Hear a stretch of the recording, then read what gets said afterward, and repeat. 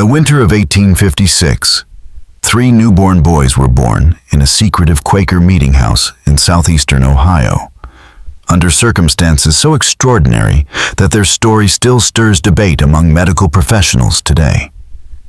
Born on a dangerous night in Underground Railroad history, these triplets developed abilities that defied human understanding. For over a century, their descendants have kept their powers, secret powers that could challenge everything we know about human perception. What I'm about to share with you has never been documented or spoken of outside the family, and the evidence has been buried. But tonight, the truth will finally be revealed. Before we begin this chilling tale, I need to know if you're brave enough to confront mysteries that challenge what we believe is possible. If you are, subscribe and comment where you're listening from. This story happened not in some distant place, but right here in America, in communities perhaps disturbingly close to your own. Please give me a like and subscribe so I can be motivated to create more great videos. The event started on a cold February night in Cedar Mills, Ohio, a tiny town of about 300 people. Cedar Mills had little more than modest homes, a general store, and a Quaker meeting house. The Society of Friends, though quiet in practice, held the radical belief that all people were equal in God's eyes. This conviction made the meeting house not just a place of worship, but Station 14 on the Underground Railroad. Elder Samuel Whitmore had been helping freedom seekers for years, hiding them in a basement beneath the meeting house, cleverly designed to evade detection. In February 1856, the tension was thick in Cedar Mills as slave catchers roamed Ohio, emboldened by the Fugitive Slave Act. It was in this climate of fear that Ruth, a pregnant woman from northern Kentucky, arrived at the meeting house. Samuel quickly realized she wouldn't be traveling north anytime soon. What he didn't expect was how her baby would change everything. Ruth, despite her difficult circumstances, had an unsettling calm about her. She seemed to know things, small, unsettling details that others couldn't understand. She could predict when someone was approaching, and she refused food that was later found to be spoiled.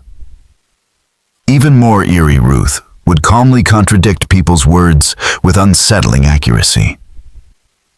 One evening, she told Samuel's wife Martha that a man named Williams, who had just delivered supplies, wasn't who he claimed to be. 2 days later, they discovered he was using a false identity and asking suspicious questions. On February 23, 1856, Samuel Whitmore was conducting prayers when a soft knock echoed through the door, signaling the arrival of more freedom seekers and the beginning of a mystery that would change everything. From the moment Samuel lifted the heavy wooden beam that barred the door, something felt wrong. The man who entered was Joshua, a freedom seeker. Samuel had helped before, but his usual calm was replaced by panic. "They're coming," Joshua gasped. "The Garrett brothers, and at least 6 others. They've got dogs and know about this place." Someone talked. His eyes darted to the basement entrance. "They're probably 2 hours behind me, maybe less." Samuel's blood ran cold. In 8 years of running the Underground Railroad, they'd never faced a direct threat like this. The meeting house had always been safe, protected by the community's reputation and careful secrecy. But if the Garretts were coming with dogs and advanced knowledge of the basement, someone had betrayed them. The immediate problem was evacuation. 7 freedom seekers were in the basement, including Ruth, who had been in labor all day. Martha Whitmore had been monitoring her condition, hoping for more time. But Ruth's labor was progressing faster than expected. As if on cue, a low moan echoed from the basement, confirming Martha's worst fears. "Samuel," Martha whispered, "Ruth's time has come, right now." Over the next few hours, Samuel and 2 men worked frantically to evacuate the other 6 through the hidden northern tunnel, a hand-dug passage leading to safety. Meanwhile, Martha and her daughter Rebecca descended into the basement to assist Ruth. What they found was nothing like a typical childbirth. Ruth lay perfectly still on a straw mattress, breathing calmly through contractions. She didn't cry out or tense up. She waited as though listening to something only she could hear. "How many babies?" Martha asked, pressing her ear to Ruth's swollen belly. Ruth opened her eyes for the first time in an hour. "3," she said softly. "3 boys. They've been waiting for tonight." Martha exchanged a worried glance with Rebecca. Triplets were rare, but born in a hidden basement with slave catchers on their way. This situation was beyond anything Martha had experienced. Ruth's certainty about the baby's gender and her cryptic comment about them waiting unsettled Martha. How could unborn children wait for anything? The sound of approaching horses cut through the confusion. Samuel's voice called down from above. "They're here. The tunnel's clear, but we can't move Ruth now." According to Martha's journal, Ruth's labor accelerated dramatically when the slave catchers arrived. The first baby was born in complete silence, with no crying, only Ruth's steady breathing. Martha caught the perfectly formed boy who was already breathing normally. His eyes open and alert. Before she could cut the umbilical cord, the second baby arrived again in total silence, breathing and aware from the moment of birth. The third followed just a minute later, completing what Martha called the most unnatural natural birth I've ever witnessed. But the strangest part was yet to come. As Martha wrapped the infants, she could hear footsteps and voices directly above them. The Garrett brothers were conducting a thorough search. Heavy boots echoed across the floor, just above the babies' heads. At one point, someone stood directly on the trap door that concealed the basement entrance. Yet through it all, the triplets never made a sound. No crying, no whimpering, no noise at all. They lay perfectly still, their identical dark eyes moving as if watching the search above them. It was as if they understood that silence was their only hope. Ruth never spoke during the search. She simply held her sons and whispered to them in a language Martha couldn't recognize, words that flowed like water, soft and continuous. The search lasted nearly 3 hours. The Garretts were thorough, but they never found the entrance to the basement. Eventually they left, cursing their informant for the bad tip. Only after the sounds of the horses faded did the triplets finally cry out in perfect unison, their voices blending into a single haunting wail that echoed from the very walls of the basement. Ruth died less than an hour later, despite Martha's desperate efforts to save her. Her last words, whispered so quietly that Martha had to lean close to hear, were, "They'll know things. They'll always know. Take care of them. But remember, they're not like other children." With Ruth's death, the Quaker community of Cedar Mills faced an impossible decision. 3 newborn boys born without a father family or legal existence were raised by the Quaker community in Cedar Mills, Ohio. Caleb Ezra and Isaac, named in the Quaker tradition, were different from other children in ways that became apparent early on. From their first year, Ruth's final words about the boys being not like other children proved true, though it was subtle enough to be dismissed as coincidence by those not paying attention.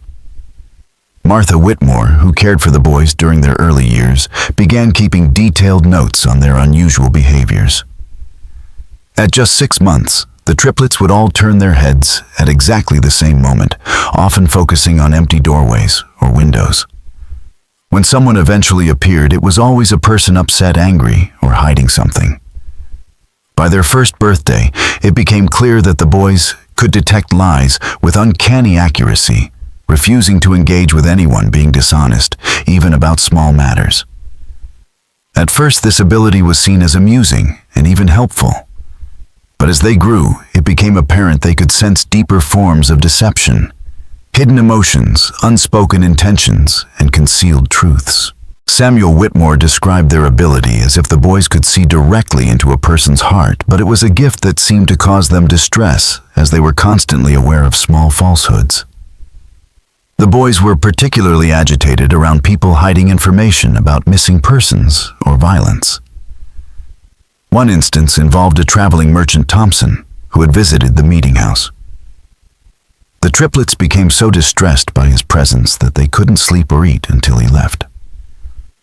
2 weeks later, Thompson was arrested for murder, and it was discovered that he had concealed the body of his business partner in his wagon during his visit. By age 3, the boys developed what the community called the knowing look, a shared expression when they focused on someone hiding something significant. Dr. William Harrison, the local physician, was fascinated and disturbed by their abilities, but could find no physical explanation for their heightened perception. His letter to a colleague concluded that either the boys had some unknown sensory capacity, or he was being deceived, though it was hard to believe that children as young as 3 could maintain such a deception. The boys' abilities had an immediate impact on the Underground Railroad. Word spread through the network, and freedom seekers began requesting routes through Cedar Mills, knowing the boys could identify infiltrators. The boys' presence in the basement guaranteed safety. If they remained calm, the group could be trusted. If they became agitated, it meant someone was untrustworthy. Samuel relied on the boys for the security of the meeting house, and over 3 years they identified 7 potential infiltrators, preventing possible betrayals. But as they grew older, the boys became more isolated from other children who found their intense stares unsettling. Adults, though grateful for the protection, felt constantly judged under their watchful eyes. By age 4, the boys had learned to subtly modify their behavior around strangers, keeping their knowing looks and whispered conversations private. By 1860, the triplets' abilities had only deepened their isolation, creating a growing barrier between them and the rest of the world. With the election of Abraham Lincoln, tensions soared across Ohio, making Underground Railroad activities increasingly perilous. Federal marshals were raiding stations more frequently, and bounty hunters like the Garrett brothers operated with impunity. It was during this period of heightened danger that the boys, now 4, displayed a new and more unsettling aspect of their abilities. The triplets could not only sense deception in those near them, but began to perceive emotional distress from miles away. The first documented instance occurred on a cold January morning when, despite being safely inside the meeting house, the boys suddenly became distressed, crying in a way that expressed terror and desperation. Martha Whitmore, their caregiver, tried everything to calm them, but the crying lasted for 6 hours, finally ceasing as the sun set. 2 days later, a freedom seeker arrived with devastating news. A group of 11 people, including 3 children, had been captured by slave catchers 40 miles south of Cedar Mills at nearly the exact time the boys had started crying. Worse, the captured group included a pregnant woman who had given birth during the attack. Both mother and child died from exposure while being taken back to Kentucky. Samuel Whitmore initially dismissed the coincidence, but it happened again 3 weeks later with even greater intensity. This time the boys cried for only 2 hours, but their distress was more pronounced. The following day, word came that a conductor on the Underground Railroad had been shot and killed near Portsmouth, Ohio, again at the exact time the boys had shown signs of distress. Dr. Harrison, the local physician, was called to examine the boys after the 3rd incident. His findings, recorded in his private notes, were deeply unsettling. During these episodes, the boys' pulse rates synchronized, their breathing patterns became identical, and their body temperatures dropped several degrees. Most notably, their brain activity increased dramatically. Dr. Harrison concluded that their nervous systems were somehow detecting emotional trauma occurring far away. These long-distance sensing abilities seemed to be attuned to situations involving betrayal, deception, or mortal danger, never reacting to accidents or natural deaths. The boys' range appeared to extend through southern and central Ohio, and possibly into northern Kentucky. As word spread, families with missing loved ones traveled to Cedar Mills, hoping the boys could sense whether their missing relatives were still alive. Samuel, reluctant to exploit the children's abilities, nonetheless saw the boys drawn to these desperate families. The most remarkable case involved the Brennan family, whose 16-year-old daughter Mary had been missing for 3 months. Upon hearing rumors of the boys' ability to locate lost people, the Brennans traveled to Cedar Mills. Initially, Samuel refused to involve the boys, but Caleb, Ezra, and Isaac approached the distressed parents on their own. After a brief synchronized whispering session, Isaac pointed southeast toward the Ohio River and said, "She's there. She's scared, but she's alive. The man who took her isn't who he said he was." Following this information, local authorities searched a remote farm near Chillicothe and found Mary Brennan locked in a cellar, along with 2 other kidnapped women. The kidnapper, posing as a traveling preacher, was arrested and later confessed to planning to sell the women into prostitution. The successful rescue marked a turning point in how the community viewed the boys. They were no longer just children with an uncanny ability to detect lies. They were becoming something else, something that deeply disturbed even their Quaker guardians. As the boys' abilities grew stronger, more specific and more accurate, it became clear that there was no limit to what they could sense.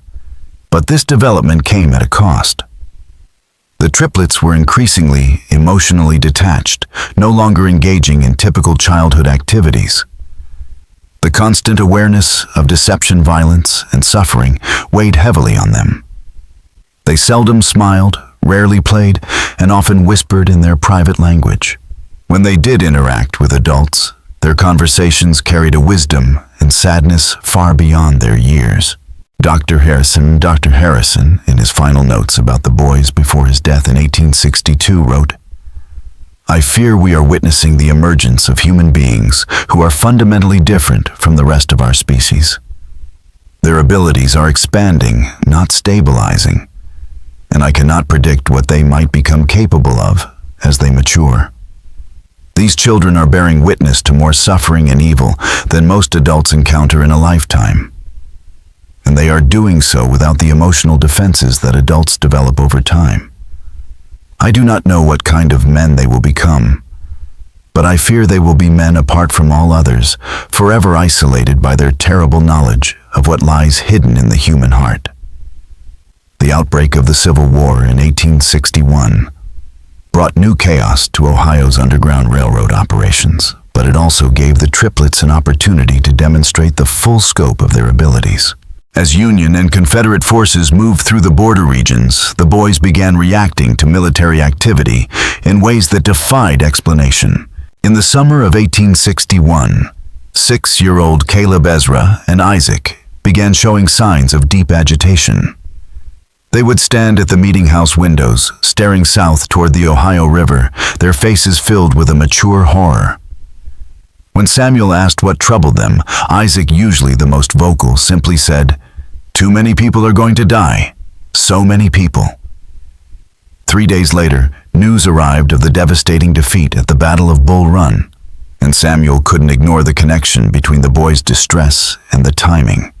It wasn't a coincidence, especially when the same phenomenon occurred with increasing frequency. The triplets seemed to sense major military engagements days or even weeks before news reached Cedar Mills, and their emotional reactions precisely matched the scale of casualties involved. What was even more disturbing was their ability to detect specific individuals among the soldiers moving through the region. In September 1861, a Union soldier named Thomas Caldwell stopped by the meeting house while traveling on leave to visit his family. The triplets immediately became agitated, whispering to each other in their strange language. Martha Whitmore asked what they sensed about the soldier. Ezra stepped forward and, in a voice too old for his small body, said, "He won't make it home. The man who's supposed to be his friend will shoot him for his money 3 days from now, near the river crossing." Thomas Caldwell laughed off the prediction, claiming he was traveling alone and had no money worth stealing. But 3 days later, his body was found near a river crossing 20 miles east of Cedar Mills. He had been shot and robbed by a deserter from his own unit, exactly as the boys had predicted. The accuracy of this prediction sent shockwaves through the local community. But it was only the beginning. Over the months that followed, the boys continued making increasingly specific and chilling predictions about the people they encountered. They could predict deaths, desertions, and acts of violence with unnerving precision. Most disturbingly, They could tell which freedom seekers would make it to Canada and which would be captured or killed along the way. Samuel struggled with the moral implications of this knowledge. Should he warn people about the dangers the triplets foresaw? Should he act on the tragedies they predicted, or was it too dangerous to meddle with fate? The weight of these decisions was crushing, made worse by the boys' apparent indifference to the suffering they witnessed. They reported deaths and betrayals with the same detachment one might use to comment on the weather. The turning point came in the spring of 1862, when a group of 12 freedom seekers arrived at the meeting house, led by a trusted conductor named James Morrison. Samuel had worked with Morrison for years, but when the triplets saw him, their reaction was immediate and violent. All three boys screamed as soon as Morrison entered, a primal, terrifying sound. Their faces were contorted in pure horror. Morrison was baffled and offended, as he had always been welcomed by the boys before. Samuel tried to ask them what they sensed, but they could only repeat, "Death. He brings death. So much death." Despite the triplets' warnings, Samuel hesitated to turn away a trusted ally. Morrison insisted he had successfully brought the group safely from Kentucky and was prepared to guide them to the next station. The freedom seekers seemed genuinely desperate and showed no signs of deception. However, the triplets' agitation only worsened as the hours passed. They refused to enter the basement, while Morrison and his group were there, and continued their unsettling predictions. Tomorrow night in the woods by Miller's Creek, he'll call to them, and they'll trust him because they think he's their friend. But the men with guns will be waiting. Samuel found himself at an impossible crossroads: trust the boys' abilities or risk the lives of 12 people on what might have been mere intuition. In the end, he compromised. He allowed Morrison and the group to continue, but sent word ahead to the next station to be cautious and arranged for 2 local men to follow at a distance, ostensibly for added security. The following night, Morrison led the group to Miller's Creek, just as the triplets had predicted. There, instead of guiding them to safety, Morrison called out in the darkness. Within minutes, armed slave catchers emerged from the woods. The freedom seekers realized they had been betrayed, but it was too late to escape. In the chaos that ensued, 7 people were killed, including 2 children, and the remaining 5 were captured and dragged back to Kentucky in chains. Samuel's decision, though, made with the best of intentions, would haunt him for the rest of his life. The 2 men Samuel had sent to provide security witnessed the massacre from a distance. They were too far away to intervene, but close enough to see Morrison, the trusted conductor, collect a substantial payment from the leader of the slave catchers. It became painfully clear that Morrison, who had guided countless freedom seekers to safety, had been working as a double agent for months, betraying the Underground Railroad by selling information and leading groups into carefully orchestrated ambushes. When the news of the massacre reached Cedar Mills, the shock was overwhelming. 7 lives had been lost, 5 people were captured and condemned to slavery, and one of their most trusted allies had revealed himself as a traitor. But the most disturbing realization was that 3 7-year-old children had known exactly what would happen, and their warnings had been ignored. The triplets' reaction was unlike anything Samuel had seen before. Instead of their usual calm detachment, they showed deep emotion for the first time in years. It wasn't sadness or anger, but a profound disappointment that seemed to reflect something larger about human nature.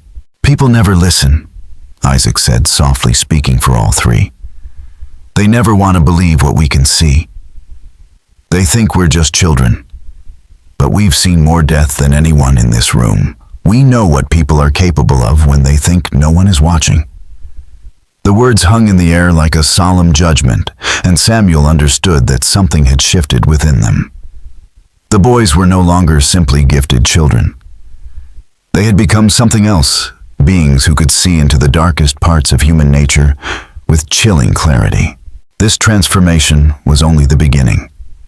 Just when Samuel thought he understood the extent of the triplets' abilities, the brutal winter of 1863 brought a revelation that would forever change the way the world understood them.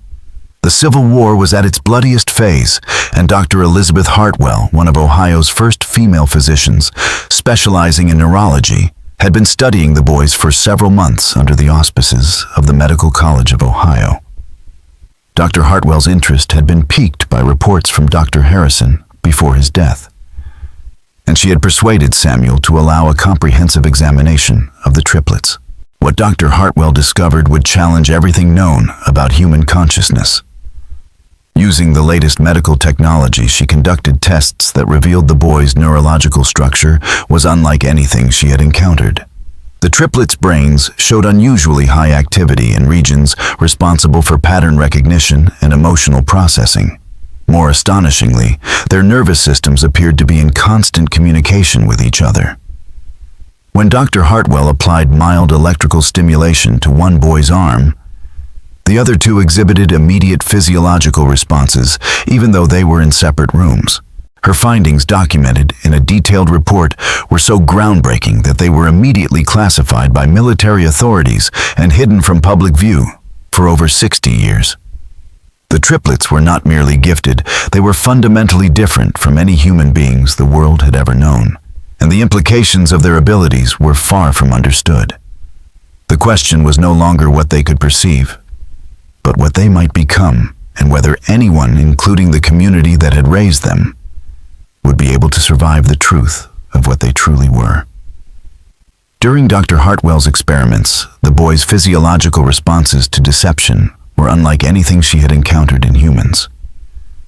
Their heart rates, breathing patterns, and brain waves synchronized during intense concentration, suggesting a single consciousness distributed across 3 separate bodies. But it was her next set of tests, focused on detecting deception, that truly defied all scientific understanding. She carefully arranged for volunteers to tell both true and false statements, while the triplets observed, measuring their physiological responses. What she discovered was shocking.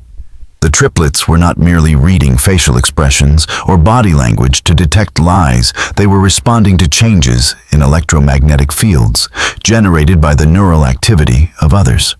Using primitive instruments, Dr. Hartwell found that the boys' brains produced electrical patterns, unlike those seen in normal humans' patterns that resonated with the electromagnetic signatures of other people's emotional states.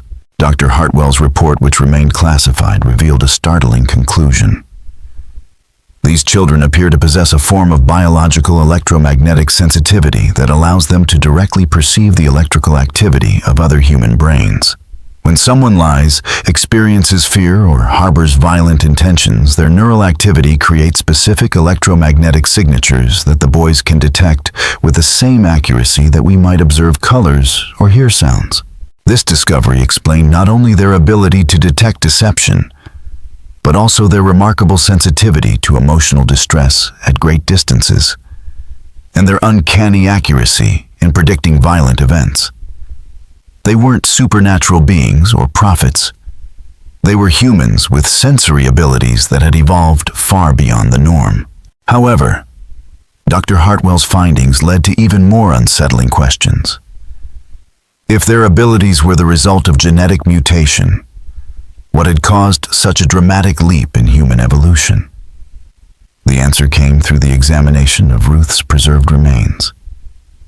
Ruth, the boy's mother, had been exposed to massive doses of industrial chemicals during her pregnancy, chemicals commonly used in the processing of indigo dye on southern plantations.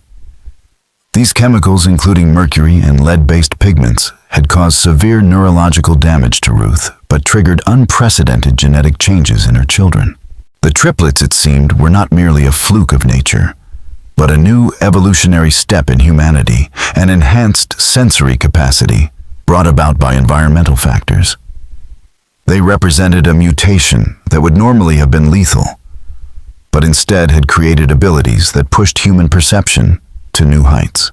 Dr. Hartwell's final chilling revelation was that the genetic changes responsible for the boys' abilities were dominant traits that would be passed down to their descendants. "We are witnessing the birth of a new branch of human evolution," she wrote in her most confidential notes. "These boys will father children with similar abilities, and those children will be even more sensitive to human electromagnetic fields. Dr. Hartwell estimated that within 3 to 4 generations, their descendants might possess sensory capabilities so advanced that current human perception would seem primitive in comparison. The implications of her findings were profound. If Dr. Hartwell's predictions were correct, the triplets weren't just a medical curiosity. They were the beginning of a new subspecies of humanity. And if their abilities continued to strengthen over generations, their descendants might eventually read human thoughts as easily as we read facial expressions. The question was no longer just about the triplets, but about what their future might mean for the world. As the Civil War raged on both Union and Confederate forces would likely seek to exploit the triplets' abilities for military intelligence. The knowledge of their capabilities could make them valuable assets, subjects to be captured, studied, and used as weapons. Samuel Whitmore faced an impossible decision. Dr. Hartwell was prepared to publish her findings, which would bring international attention and public scrutiny, but would also offer protection. Alternatively, the research could be suppressed to protect the boys' privacy, leaving them vulnerable to those who already knew of their extraordinary abilities. The decision was made for them on a cold February morning when federal marshals arrived in Cedar Mills with orders to bring the triplets to Washington. Someone in the military hierarchy had learned of Dr. Hartwell's research and believed the boys could be useful for national security, particularly in interrogating Confederate prisoners and detecting spies. Samuel, who had spent years protecting the boys, now had to face the devastating reality that they were no longer safe from those who would exploit them for their extraordinary gifts. The triplets had sensed the approach of the federal marshals long before they reached the meeting house. By the time Samuel found them that morning, they were already packed and ready to leave their few belongings bundled in small cloth sacks. Caleb spoke first, his voice resolute. "We have to go. If we stay, bad things will happen to everyone here. We've seen it." Isaac nodded gravely, adding, "The men who are coming don't just want to use us. They want to study us, cut us open, see how we work. And when they're done with us, they'll come for our children and our children's children." Finally, Ezra, the quietest of the three, spoke last, his words heavy with wisdom beyond his years. "We've seen the future they want to create. A world where people like us are kept in cages and used as tools. We won't let that happen." The decision was final. The boys would disappear into the network of caves and hidden passages that riddled the hills around Cedar Mills before the federal marshals arrived. Samuel, desperate to protect them, argued that they would be safer under government protection than in the wilderness. But Caleb's response revealed how much the boys had matured beyond their 8 years. "Mr. Whitmore, we can sense the intentions of every person within 50 miles of this place. We know that the government men aren't coming to protect us. They're coming to own us. We felt their thoughts, and we know what they plan to do. We'd rather take our chances in the wild than become prisoners in the laboratory." As the sound of approaching horses echoed across the frozen fields, the triplets prepared to leave the only home they had ever known. Before they departed, they made one final revelation that would haunt Samuel for the rest of his life. "There are others," Isaac said quietly. "Not many, but some. Other children born during times of great violence and suffering. Children whose mothers were exposed to the same kinds of poisons that changed us. They're scattered across the country, and most of them don't even know what they are yet. But we can sense them, and they can sense us." Ezra, his young face etched with ancient wisdom, added, "Someday when it's safe, we'll find them. We'll teach them what we've learned, help them understand their abilities, and maybe if we're careful, we can build something better than what exists now. A world where people can't lie to each other, can't hide their evil intentions, can't pretend to be something they're not." The triplets' final words, as they prepared to vanish into the wilderness, were both a promise and a warning. "We'll be watching. We'll always be watching. And we'll remember who helped us and who tried to hurt us. That knowledge will be passed down to our children and their children and their children after that. The world is about to change in ways that people can't imagine, and it's going to start with us. By the time the federal marshals arrived at the meeting house, 3 hours after the boys had vanished, they found only empty rooms and the fading traces of the triplets' presence. Despite extensive searches involving tracking dogs and military units, no trace of the boys was ever found. They had simply melted away into the Ohio countryside, leaving behind only memories and questions that would never be fully answered. Dr. Elizabeth Hartwell's research was immediately classified by military authorities and remained sealed for over 60 years. When her papers were finally released in 1924, they caused a sensation in the medical community. But by then the boys would have been nearly 70 years old, and any hope of studying them had long since passed. Samuel Whitmore lived until 1889, carrying the secret of what he had witnessed for the rest of his life.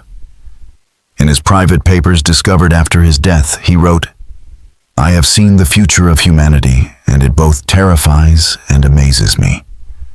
Those 3 boys represented something new under the sun, something that could either elevate our species to unprecedented heights or destroy us completely.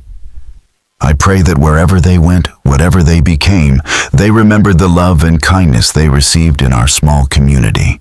The Underground Railroad station at Cedar Mills continued operating until the end of the Civil War, but it was never the same after the triplets' departure. Without their ability to detect infiltrators and betrayers, the operation became increasingly dangerous, and several conductors were captured or killed. The meeting house was eventually abandoned in 1878, and the building slowly fell into decay. But the story of the triplets didn't end with their disappearance. Over the decades, reports began to surface across the United States of children displaying similar, extraordinary, perceptive abilities. A girl in Pennsylvania who could predict accidents days before they occurred. Twin boys in Texas who could locate missing people with impossible accuracy. A child in California who could tell when someone was lying just by looking at them. Though many of these reports were dismissed as folklore or exaggeration, a pattern began to emerge for those who knew what to look for. The children were always born during times of great violence or social upheaval. Their mothers had often been exposed to industrial chemicals or toxic substances during pregnancy, and the children themselves displayed the same electromagnetic sensitivity that Dr. Hartwell had documented in the Cedar Mills triplets. Modern genetic research has confirmed what Dr. Hartwell suspected in 1863.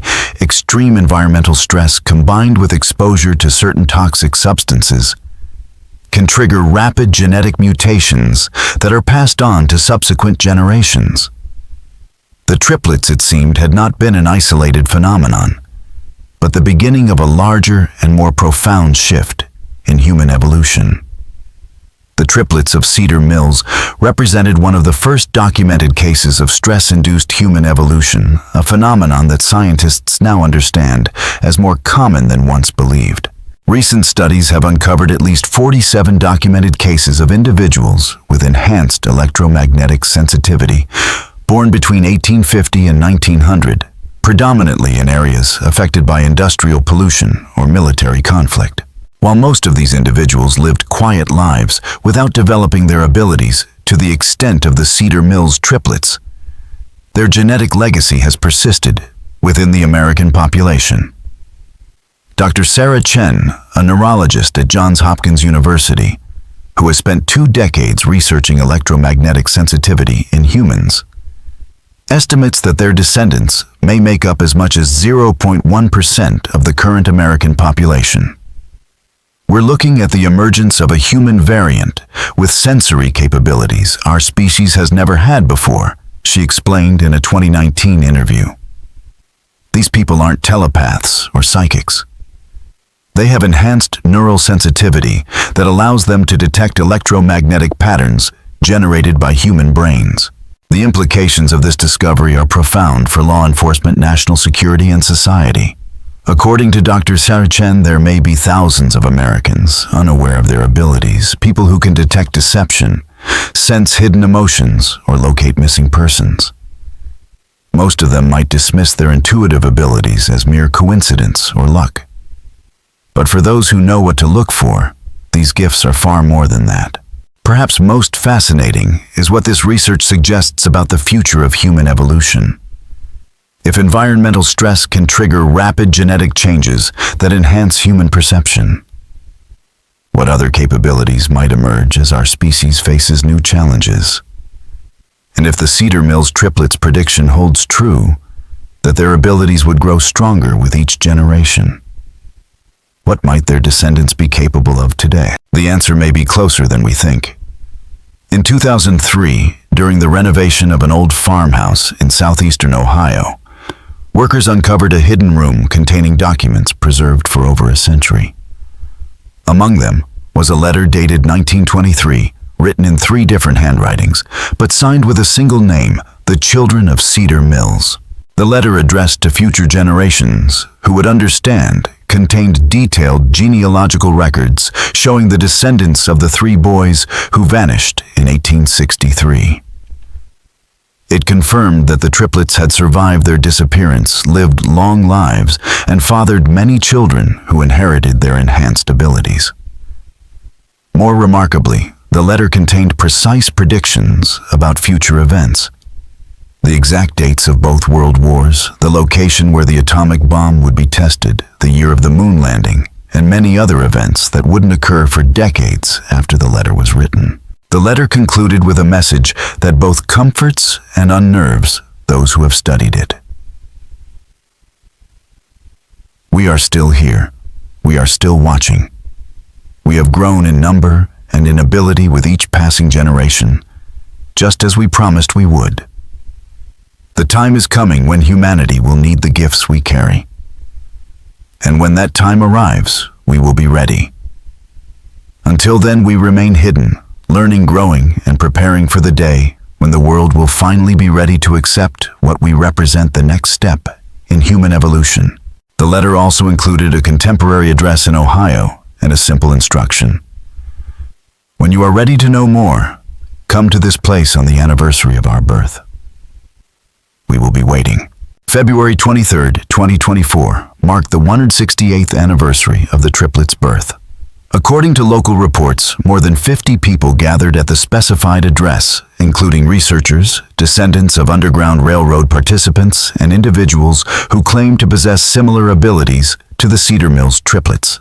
What transpired during that gathering remains a mystery. Those who attended have refused to discuss what they witnessed, and no official records of the event exist.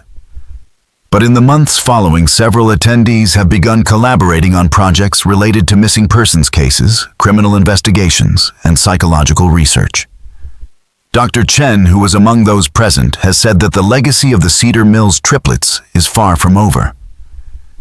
In fact, it may just be beginning, she remarked. The story of 3 boys born in a basement during one of the darkest periods of American history continues to unfold more than a century and a half later. Whether they represent humanity's greatest hope for evolution or its most dangerous mutation remains to be seen. But one thing is certain, somewhere out there, the descendants of Caleb, Ezra, and Isaac are still watching, still learning, and still preparing for whatever comes next. And if the triplets' abilities to predict the future remain accurate, the next chapter in human evolution may be arriving sooner than anyone expects. This mystery shows us that the boundaries of human perception may be far more flexible than we ever imagined, and that extraordinary circumstances can sometimes produce extraordinary people. What do you think of this story? Do you believe human evolution could take such dramatic leaps under extreme conditions? Have you ever experienced moments of intuition so accurate they seemed impossible? Leave your comment below and share your thoughts about the triplets and whether you think their descendants might still be among us today. If you enjoyed this tale and want more mysteries that challenge everything we think we know about human capabilities, subscribe, hit the notification bell, and share with someone who loves stories that blur the line between science and the impossible. See you in the next video, where we'll explore another dark secret hidden in America's past. Thank you all very much for watching my video until the end. I sincerely appreciate it, and I look forward to seeing you in the next video.